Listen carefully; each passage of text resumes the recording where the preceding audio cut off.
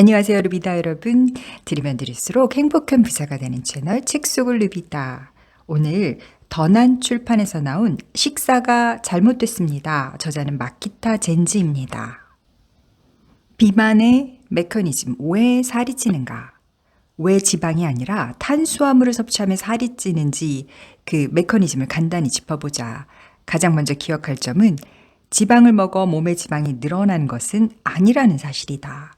우리 몸에서 먹은 것은 소화, 흡수 과정을 거치면서 새로운 물질로 분해, 합성된다.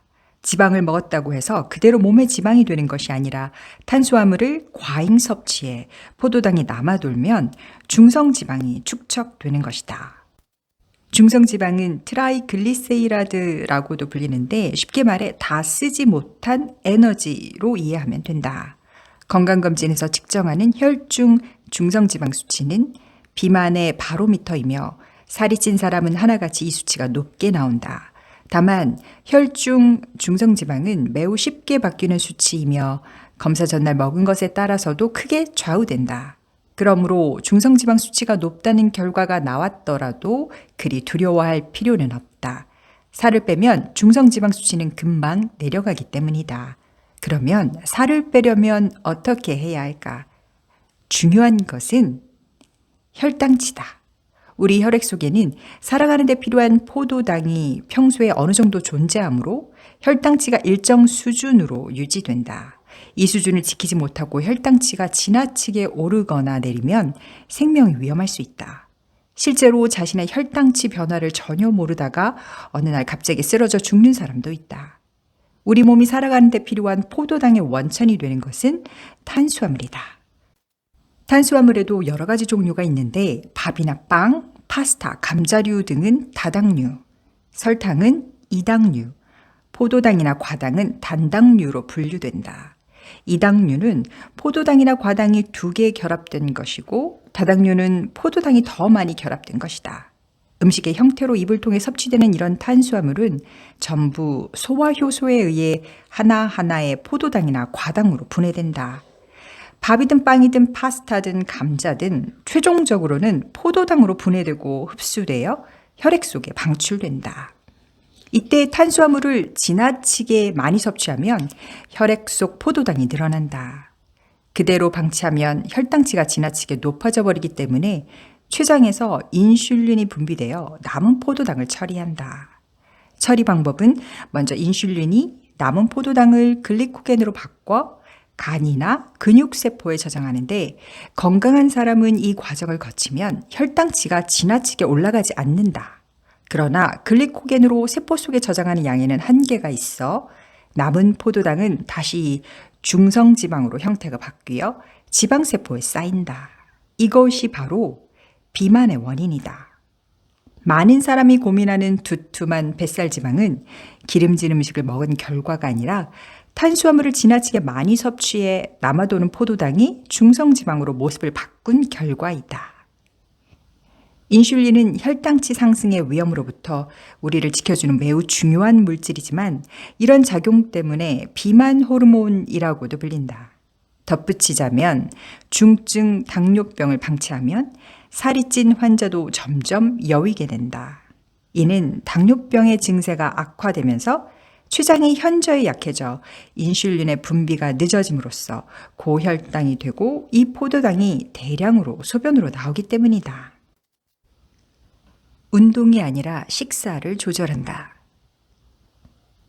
살을 빼기 위해 달리기를 한다는 직장인이 많다.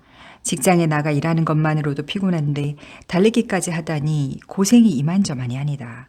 그러나 정말로 다이어트를 생각한다면 운동을 하기보다 식생활을 바꿔야 한다. 운동으로 뺄 수 있는 체중은 얼마 되지 않으니 그다지 효율적이라 할 수 없다. 애초에 많은 사람이 이렇게까지 식사보다 운동으로 체중을 줄이고 싶어하는 이유는 모르는 바가 아니다. 식욕을 이기지 못하기 때문이다. 특히 남성은 배를 비워둘 바에는 차라리 힘든 운동을 참는 편이 낫다고 생각하는 사람들이 많다. 그러나 그런 사고 구조에 빠지는 것은 한마디로 올바른 지식이 부족하기 때문이다. 다이어트를 위해 칼로리를 제한하는 것은 쓸모없는 일이다. 탄수화물을 제한하기만 한다면 공복을 참을 필요가 전혀 없다. 그러나 스포츠 음료 회사의 인스타그램에서 운동을 하지 않고 식사 조절만으로도 근육이 빠진다며 꼬드기는데 넘어가는 사람이 적지 않다. 운동을 하면 근육이 붙는다는 말은 사실이다. 그러나 식사를 제한하여 살을 빼면 근육이 빠진다라는 말은 거짓이다. 앞서 설명했듯이 식사로 탄수화물을 제한하면 일단 글리코겐이 모두 사용된 후에 지방이 연소되기 때문이다. 몸속 지방세포에 축적된 중성지방이 전부 사용되고 나서야 비로소 우리의 근육의 단백질에서 에너지를 얻게 된다. 즉 근육이 빠지는 것이다. 그런 일은 산에서 조난을 당해 아무것도 먹지 못할 때나 일어난다. 게다가 몸무게가 70kg인 남성에게는 한 달 이상을 버틸 수 있는 지방 에너지가 저장되어 있다. 적어도 불룩 나온 배가 신경 쓰이는 중년 남성이 근육에서 에너지를 얻어야 할 만큼 철저히 식사를 제한할 수 있으리라고는 생각하기 어렵다.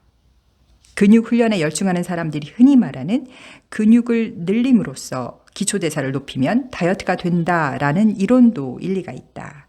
하지만 그렇게까지 기초대사를 높이려면 심도 있는 훈련이 필요하다. 충분한 훈련 시간을 확보하지 못하면 금세 근육이 빠져 도로아미타불이 된다. 바로 이것이 문제다.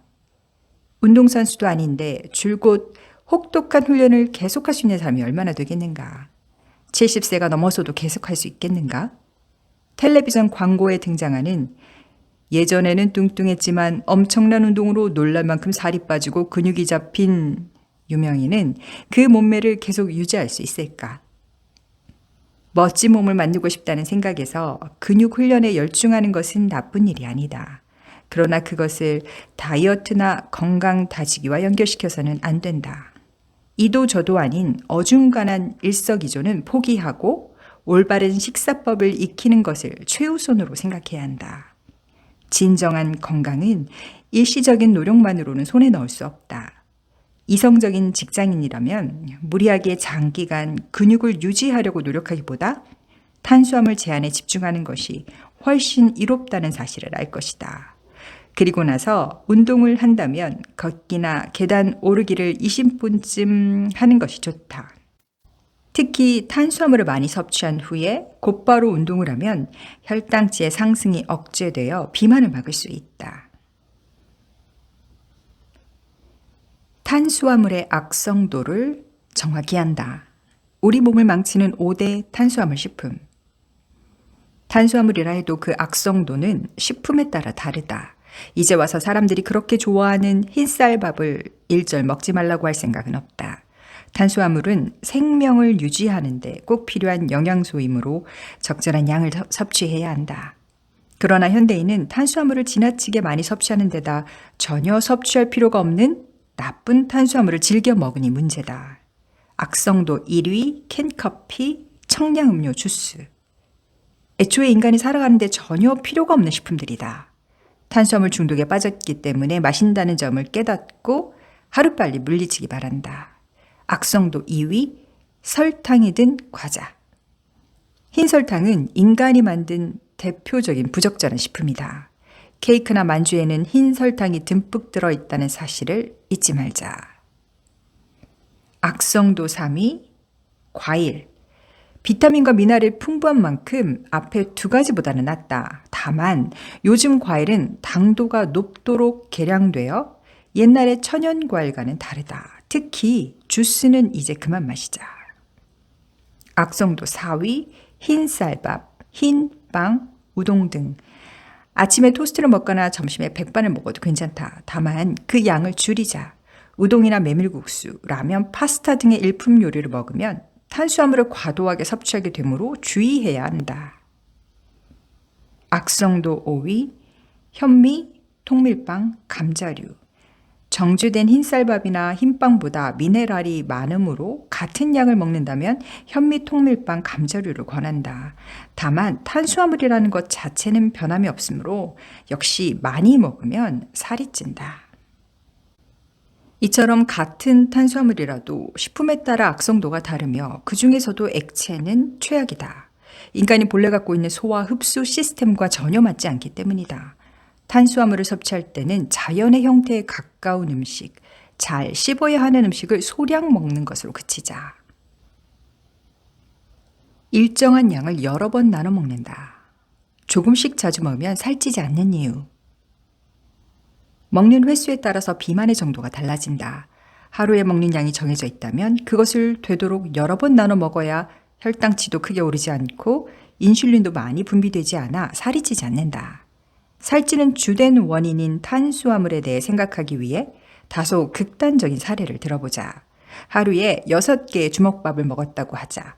이때 공복 상태에서 3개씩 2차례 걸쳐 나눠 먹는 것보다 2시간마다 1개씩 6차례, 12시간에 걸쳐 먹는 쪽이 살이 덜 찐다. 요즘 식사 횟수를 줄이는 사람이 늘고 있지만 하루 3끼를 2끼로 줄였더니 살이 빠졌다라는 사람이 있다면 그것은 결과적으로 하루에 먹는 음식의 총량이 줄었기 때문이다. 하루에 먹는 음식의 총량을 줄이면 당연히 다이어트가 된다.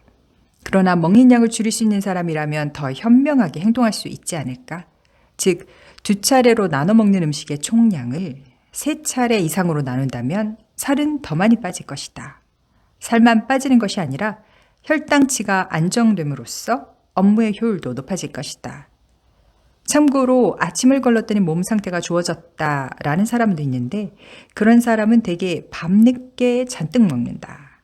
전날 먹은 것이 소화되지 않고 남아있는 상태에서 억지로 아침을 먹으면 당연히 속이 거북할 것이다. 그런 사람은 대개 다음과 같은 악순환에 빠져 있다. 아침을 거른 탓에 점심에는 배가 고프다. 공복에 점심을 배부르도록 먹는다. 점심에 먹은 것이 소화되지 않아 저녁이 늦어진다. 다음날 위가 부대껴 아침을 거른다. 이런 방식으로 식생활이 이루어지면 업무 성과도 당연히 떨어진다. 그런데도 아침 식사를 거름으로써 몸 상태가 좋아졌다고 느낀다면 그야말로 본말 전도다. 일시적으로 위가 가뿐해졌을 뿐 실제로는 혈당치가 오르락 내리락하는 현상이 일어난다. 서둘러 성과를 얻으려 하는 직장인은 자칫 극단적인 방법을 쓰기 쉽다. 개중에는 요즘 살이 쪘으니 단식을 해야겠다는 사람도 있을 것이다. 확실히 단식한 직후에는 체중이 줄어든다. 그러나 혈당치가 급격히 변동하므로 장기적으로 볼 때 건강에 좋지 않고 오히려 살이 찌기 쉬운 몸이 되고 만다. 이슬람 교도들은 라마단 기간이면 낮 동안은 일절 식사하지 않고 허기를 견디다가 해가 지고 나면 낮 동안 못 먹은 양만큼 많이 먹는다. 게다가 그들은 술을 마시지 않고 단 것을 매우 좋아한다. 이처럼 공복에 탄수화물을 마구 먹는 행동을 되풀이했기 때문에 이슬람 교도들은 비만과 당뇨병을 앓는 사람이 매우 많다. 매일의 식생활에서 되도록 혈당치의 변동폭을 적게 하는 것이 중요하다. 특히 허기, 폭식은 비만, 노화, 질병의 근원이 되므로 조금씩 자주 먹어야 한다는 사실을 명심하자. 하루 2리터의 물을 마신다. 혈당치를 낮추고 대사의 질이 높아진다. 살을 빼고 싶다면 질 좋은 물을 많이 마셔야 한다. 하루에 2리터는 마셔야 한다. 물을 많이 마시면 그것만으로도 혈중 포도당의 농도가 낮아져 혈당치가 내려간다.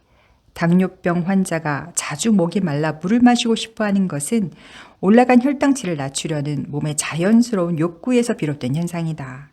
혈당치가 지나치게 올라가지 않도록 조절하는 것이 비만을 방지하는 첫걸음임을 생각한다면 물을 많이 마셔야 한다는 사실을 납득할 수 있을 것이다. 건강을 위해서도 물을 자주 마셔 몸속에 흐르는 물을 새로운 것으로 갈아주어야 한다. 세포의 대사에는 물이 필요한데 그때 오래되고 더러워진 물보다 신선한 물이 좋기 때문이다. 나이 들수록 탄수화물을 줄여야 한다.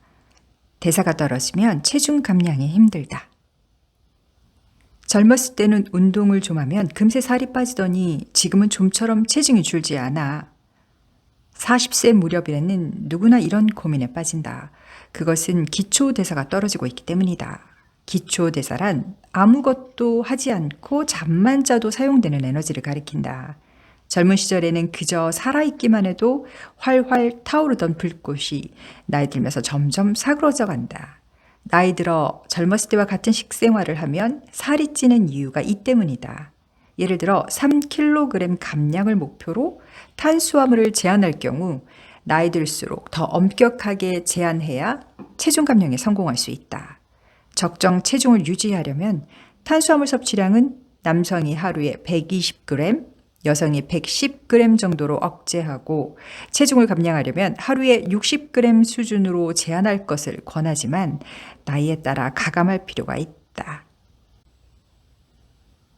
부위별 살 빼기란 불가능하다. 배만 홀쭉해지는 식사법은 없다. 탄수화물을 제한해 체중을 줄이면 몸이 전체적으로 살이 빠진다. 이것은 어떤 다이어트든 마찬가지다. 뱃살만 빠지거나 팔뚝만 가늘어지는 내 입맛대로 되는 부위별 살 빼기는 의학적으로 불가능하다. 바꿔 말하면 애초에 부위별 살찌기도 일어나지 않는다. 나는 배만 살쪘어 라고 한탄하는 사람은 내장 주변에 지방이 쉽게 붙을 뿐이며 살을 빼면 거기서부터 지방이 떨어져 나가므로 결과적으로는 배가 홀쭉해진다. 다이어트 할 때 중요한 것은 헬스클럽에서 복근을 단련하는 일이 아니다. 물론 기구를 사용해 배가 덜덜 떨리게 하는 것도 아니다. 체중을 줄이는 것이다. 체중을 줄이면 그 자체만으로도 온갖 문제가 개선된다. 운동도 나쁘지 않지만 일단 탄수화물 중독에서 벗어나 체중을 줄여야 한다. 짧은 시간 내에 급격한 체중 조절이 목적이 아니라면 우리 삶의 전반적인 건강을 위해서는 한번 꼭 점검해 봐야 될 내용인 것 같습니다. 탄수화물 줄이고요. 먹는 것을 좋아하는 분들이라면 적게 자주 먹자고요. 오늘도 이 한 권의 멋진 책으로 여러분의 삶을 이루고 누비고 즐기세요.